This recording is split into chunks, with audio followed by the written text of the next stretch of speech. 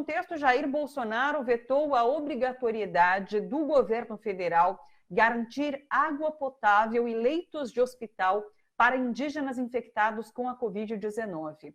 A lei aprovada pelo Congresso previa distribuição de produtos de higiene, limpeza e desinfecção, instalação de internet nas aldeias, acesso facilitado ao auxílio emergencial para indígenas e quilombolas. Bolsonaro vetou tudo isso.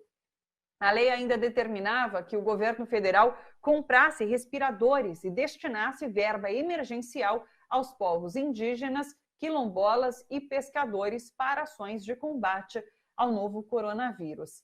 O governo justificou esse veto com o argumento de que a lei não indicava a fonte de recursos que o levaria a, abre aspas, respectivo impacto orçamentário e financeiro, o que seria inconstitucional, fecha aspas. Pelas redes sociais, o Instituto Socioambiental divulgou a seguinte nota: no mesmo ritmo que a Covid-19 avança em aldeias e comunidades, se intensifica a omissão do governo com indígenas, quilombolas e populações tradicionais. Com vetos ao projeto de lei 1142, Bolsonaro nega, por exemplo, acesso à água potável e materiais de higiene.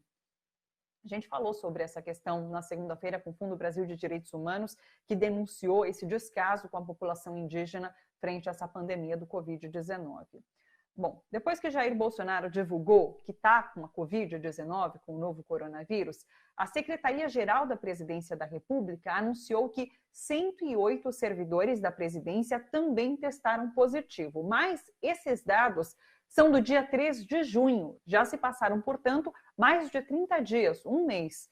Nos últimos 14 dias, antes de realizar e confirmar que está com Covid-19, Jair Bolsonaro viajou por 4 estados, participou de 8 cerimônias e teve 3 encontros coletivos.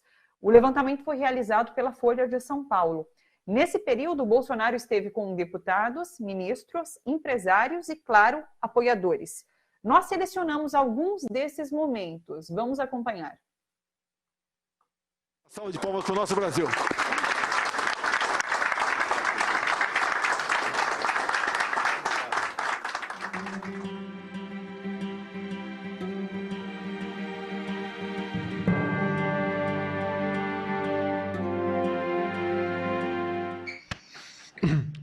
O senhor ministro Dias Toffoli, Supremo Tribunal Federal, prezado Noronha, amigo, do STJ.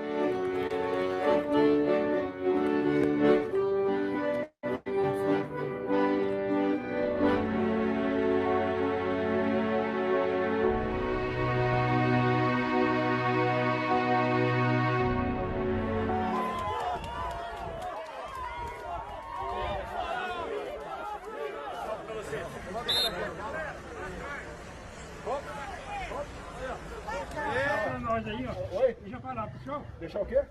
Fazer uma solda aqui para não ter nada. Muito difícil chegar até aqui, pessoal. Foram muitos impedimentos, mas eu tô aqui. Eu sou a cantora e pregadora da Vitória Fernandes, sou do Rio Grande do Norte. E abrir novas frentes na Ásia. E temos todo interesse em buscar tratativas com os países da América Central. Temos à frente aqui o Rogério Marinho, estamos à disposição para que for possível minorar o sofrimento daqueles que foram atingidos. Obviamente, nos solidarizarmos os familiares daqueles. Só fala em diminuir turma, né, essas coisas. Presidente, manda um abraço para o pastor Marcos Somando, lá de Curitiba.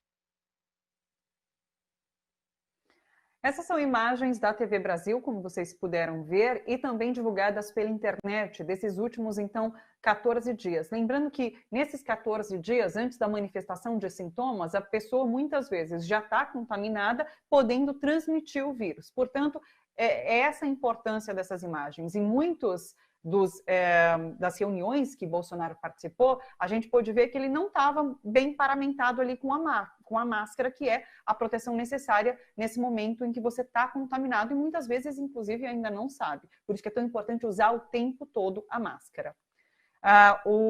Em relação a esses servidores, 108 que estão contaminados, o Palácio do Planalto divulgou uma nota afirmando que, abre aspas, não há protocolo médico, seja do Ministério da Saúde ou da OMS, que recomende medida de isolamento pelo simples contato com casos positivos.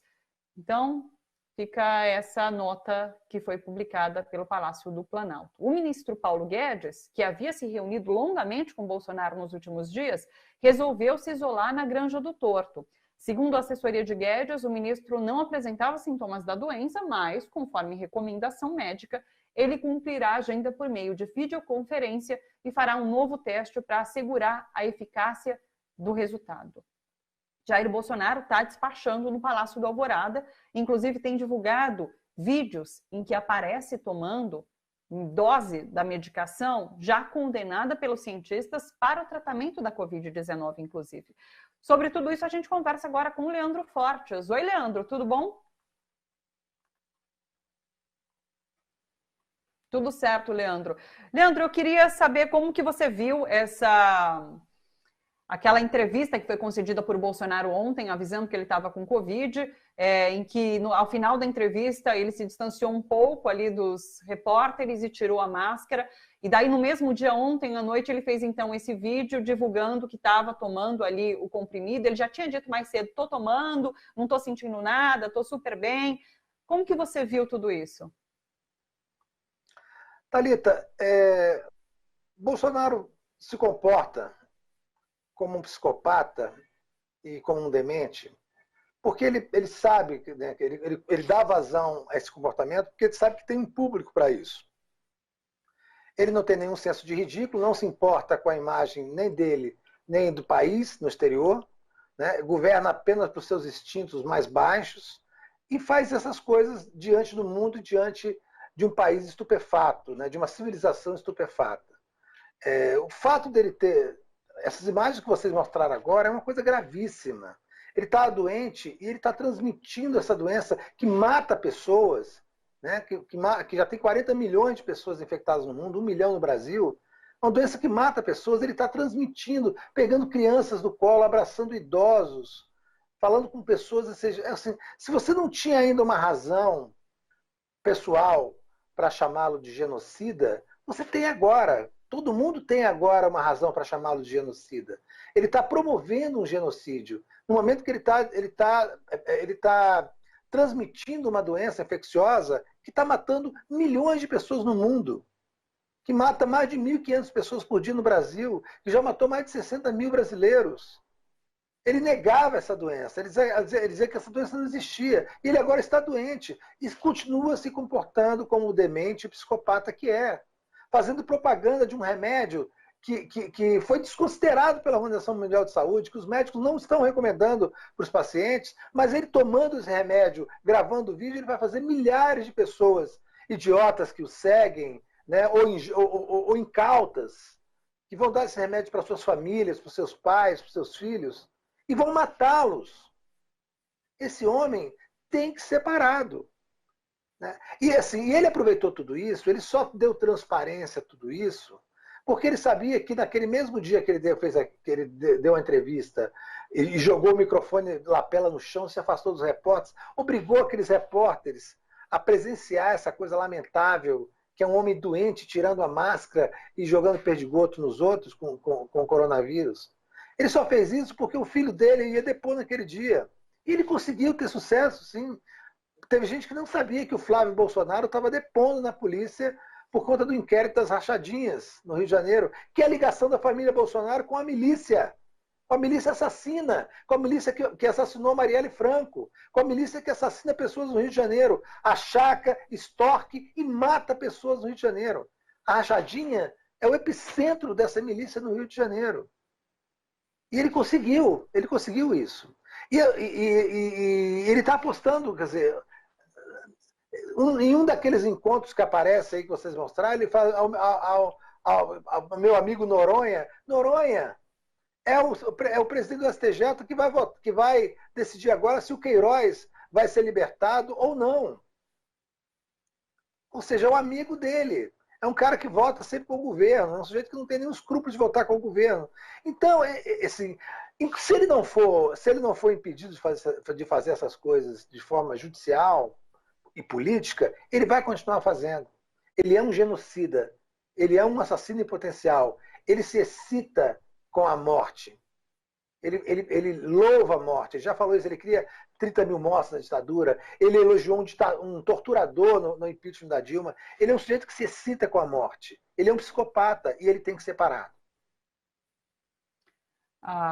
Naquela imagem de ontem, inclusive, em que ele realmente tira a máscara, depois eu assisti mais vezes, e dá dó da garota ali, da repórter da TV Brasil, e ela estica o braço num tanto, assim, para conseguir se distanciar, porque eles perceberam que estava para acontecer. É claro que eles sentiram medo naquele momento, né? Uhum. E você fala sobre esse projeto genocida do governo, e eu discuti com o Fernando Brito, conversei com ele na segunda-feira, quando o Bolsonaro vetou a obrigatoriedade do uso da máscara em locais públicos e também no presídio. E daí é tão cruel você vetar o uso da máscara num presídio, que é um local já cheio, em que as pessoas já têm uma condição precária de saúde.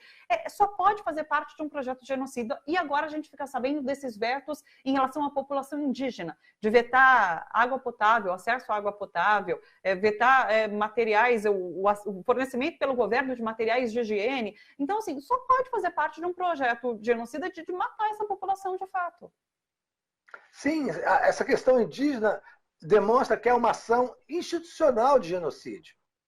Olha só, já são 10 mil índios infectados. Mais de 400 índios já morreram.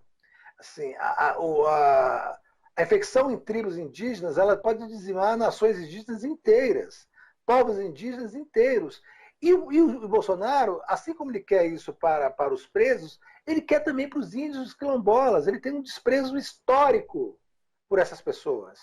Ele não as considera pessoas. Os quilombolas e os índios, para Bolsonaro e para militares de extrema-direita como ele, são não pessoas. Então ele quer que essas não pessoas morram, porque elas morrendo, ele consegue finalmente liberar esses territórios para o agronegócio e para as figuras que bancaram a campanha dele. É isso que ele quer. Ele fez campanha, um dos episódios mais bizarros da campanha de Bolsonaro foi justamente aquela fala dele sobre quilombolas no Clube Hebraico no Rio de Janeiro, que ele media os quilombolas por arroba. São não pessoas, ele trata como animais. E ele quer esses animais mortos. Por isso que ele negou, por isso que ele nega água potável, medicamento. Thalita, a gente não está falando de estatística, a gente está falando de aldeias onde tem crianças e idosos. Os índios são cidadãos brasileiros exatamente como todos os demais cidadãos brasileiros, com todos os seus problemas, com as suas angústias e as suas realidades. Ali tem crianças, idosos, mulheres e homens que vão morrer porque tem um presidente que é um doente mental, um psicopata, um demente, que quer vê-los mortos. A mesma coisa dele é a relação com os presos. Ele acha que ele quer higienizar os presídios com a Covid. Só que a Covid não mata só presos. Ela mata carcereiros, ela mata agentes de carceragem, ela mata policiais, ela mata parentes de presos. Assim, esse homem tem que ser parado porque ele perdeu completamente o controle sobre a própria insanidade. Nós estamos nas mãos de um insano que grava um vídeo rindo como um retardado, tomando cloroquina, né, fazendo propaganda do remédio, um remédio que está sendo proibido no mundo. Porque ele fez o exército produzir toneladas dessa porcaria e recebeu essa porcaria dos Estados Unidos que não usa esse medicamento. O que falta, Thalita? O que falta para as instituições barrarem esse genocida, esse demente, esse assassino em potencial que está ocupando o cargo de presidente da República? Leandro, só para finalizar, você acredita que Bolsonaro está com a Covid de verdade? Olha, eu acho que ele está com a Covid. Se saiu o exame dele do Instituto SEIB, que é um laboratório de bastante credibilidade, tem o nome dele lá, isso teria que ter a cumplicidade de muitas autoridades. Assim, eu não nego, porque aquela facada também até hoje a gente não tem certeza que aconteceu. Mas eu acho que ele ia manter em segredo de novo, porque ele já teve das outras vezes. Ele ia manter em segredo de novo, mas ele fez o cálculo certo, correto, de que falar desse troço agora traria mais benefícios do que malefícios.